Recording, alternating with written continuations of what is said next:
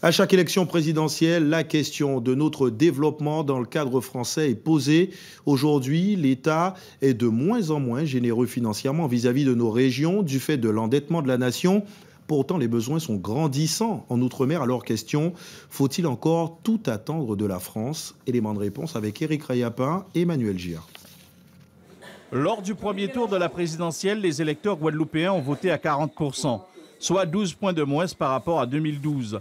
Alors, question, la présidentielle serait-elle devenue une élection de moins en moins attractive pour les Outre-mer? Plutôt oui, selon le docteur en droit public Pierre-Yves Chicot.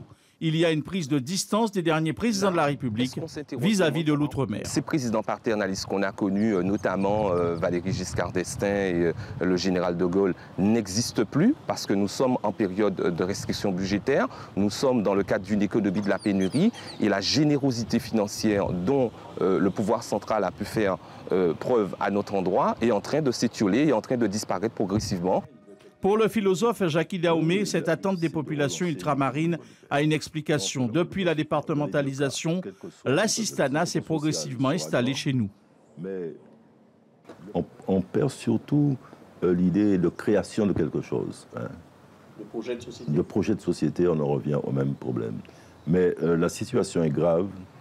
Je pense que, admettons que Marine Le Pen passe en France, je pense que la Guadeloupe sera souvent dans la rue. Je pense qu'il y aura des révoltes.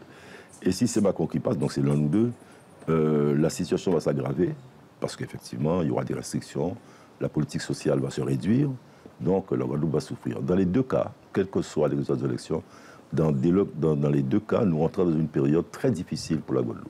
Alors aujourd'hui, les gouvernants nationaux ont-ils conscience de ce déclin en Outre-mer?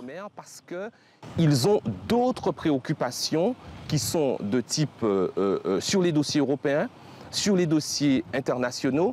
Et c'est pour ça qu'il faut insister sur la nécessité pour nous de changer de vision, de dire que les problèmes qui se posent à nous, c'est nous qui devons apporter les solutions parce que le pouvoir central n'est plus en capacité ou ne veut plus systématiquement comme avant apporter des réponses aux problèmes qui se posent chez nous. Comment aujourd'hui adapter l'exigence de l'effort national demandé à tous les territoires pour redresser la France et faire en sorte que l'Outre-mer ne plonge pas dans l'impasse comme ce fut le cas de la Guyane, une équation qui ne sera pas sans difficulté à résoudre pour le prochain locataire de l'Élysée. Place maintenant à Parole de citoyens. Ludivine Guiolet-Oulac et Christian Danquin sont allés à votre rencontre pour avoir votre regard sur ce deuxième tour.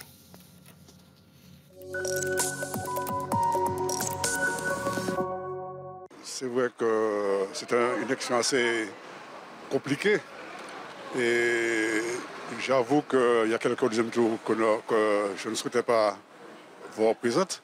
Bon, maintenant, je pense que l'idéal, ce serait arriver à lui faire au barrage complètement. J'avais parlé du Fonds national de Mme Le Pen.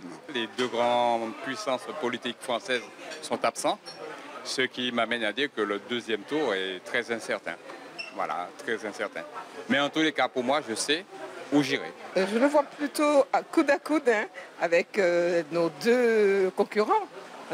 On peut dire concurrents adversaires. J'espère que le meilleur va gagner et que pour nous, Domiens, Martinique, Guadeloupe, Guyane, que ce sera une bonne chose, une bonne opportunité d'avoir le meilleur. Découvrons maintenant Sandro Badri, préparateur en pharmacie et père de famille. Il a livré à Ludivine Guiolet-Oulac et Christian Danquin ses impressions sur l'élection présidentielle. C'est notre rubrique Portrait de campagne.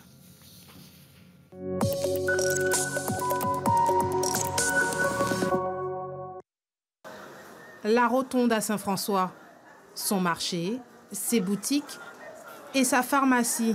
C'est ici que nous avons rendez-vous avec Sandro Badri.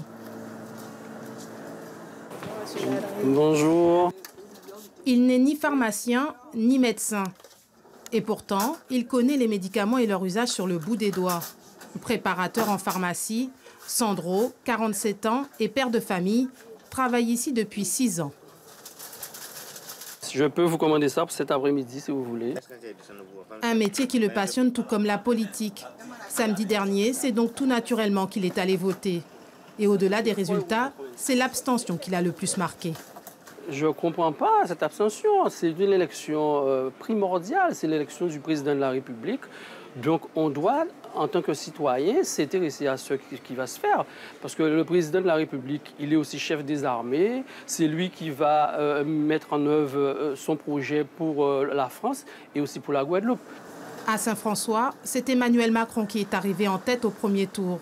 Sandro fait ainsi partie des 25% d'électeurs de la commune qui ont voté pour le candidat d'En Marche. Selon lui, c'est le seul à avoir un programme solide pour la Guadeloupe. Son projet économique me convient. Il parle aussi de tout ce qui est au niveau sécurité, parce qu'on a besoin de sécurité. Qu'est-ce qu'on a vu pendant tous ces temps? C'est que bon, l'État ne fait pas son devoir. Donc au niveau du chômage, on a un chômage qui gangrène notre société. Donc j'espère que ce nouveau président va apporter quelque chose de bien pour la Guadeloupe. Pas de changement de candidat pour Sandro au second tour. Il restera fidèle à Emmanuel Macron pour, dit-il, assurer un avenir meilleur à ses enfants. La présidentielle se joue aussi sur le web. Bonsoir Yasmina. Bonsoir Jérôme. Alors on l'a vu dans cette campagne, tout est passé au crible, même les journalistes. Oui, effectivement. Après Audrey Pulvar qui a été sanctionnée, vous vous en souvenez, pour avoir signé une pétition anti-Le Pen, c'est maintenant au tour de Ruth Elkrieff, la journaliste de BFM TV, de s'attirer les foudres des internautes pour une poignée de main à Emmanuel Macron. Il n'en fallait pas plus pour que les partisans de Marine Le Pen crient au complot. La journaliste s'est défendue en disant que c'était une poignée de main après une interview. Elle a également reçu le soutien d'Audrey Pulvar. Revenons maintenant à la campagne. Marine Le Pen était aujourd'hui à la pêche aux voix sur un chalutier avec Gilbert Collard, vous l'avez vu dans le journal national. Elle souhaitait mettre en avant les difficultés des pêcheurs.